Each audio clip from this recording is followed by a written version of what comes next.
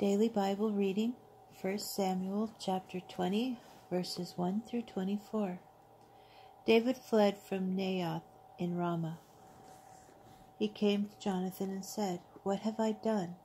What is my crime and my guilt against your father, that he seeks my life?" He replied, "Heaven forbid, you shall not die.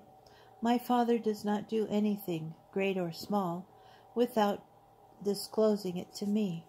Why should my father conceal this matter from me? It cannot be." David swore further, "Your father knows well that you are fond of me, and has decided, Jonathan must not learn of this or he will be grieved. But as the Lord lives, and as you live, there is only a step between me and death." Jonathan said to David, "Whatever you want, I will do it for you."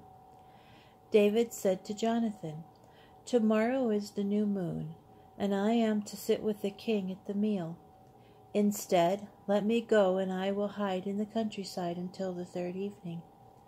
If your father notes my absence, you say, 'David asked my permission to run down to his hometown, Bethlehem, for the whole family has its annual sacrifice there.'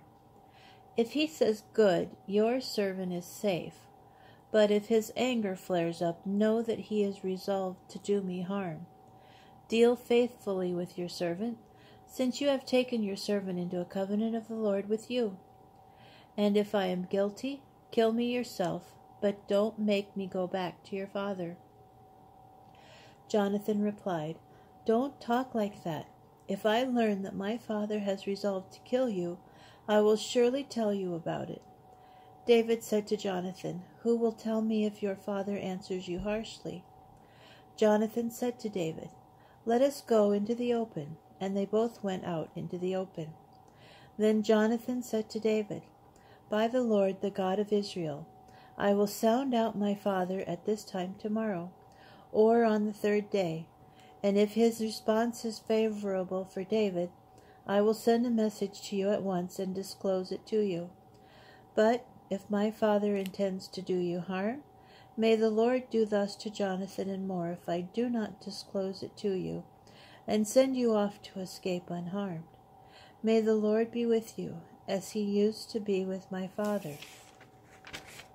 Nor shall you fail to show me the Lord's faithfulness while I am alive, nor when I am dead shall you ever discontinue your faithfulness to my house, not even after the Lord has wiped out every one of David's enemies from the face of the earth. Thus has Jonathan covenanted with the house of David, and may the Lord requite the enemies of David."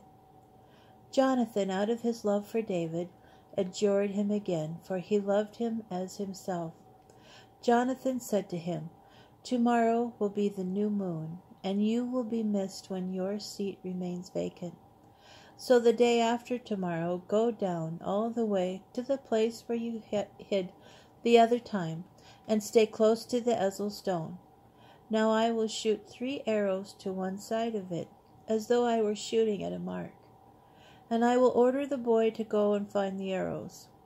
If I call to the boy, 'Hey, the arrows are on this side of you,' be reassured and come, for you are safe and there is no danger, as the Lord lives.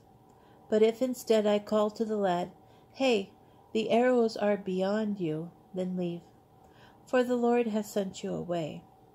As for the promise we made to each other, may the Lord be witness between you and me forever." David hid in the field. The new moon came, and the king sat down to partake of the meal.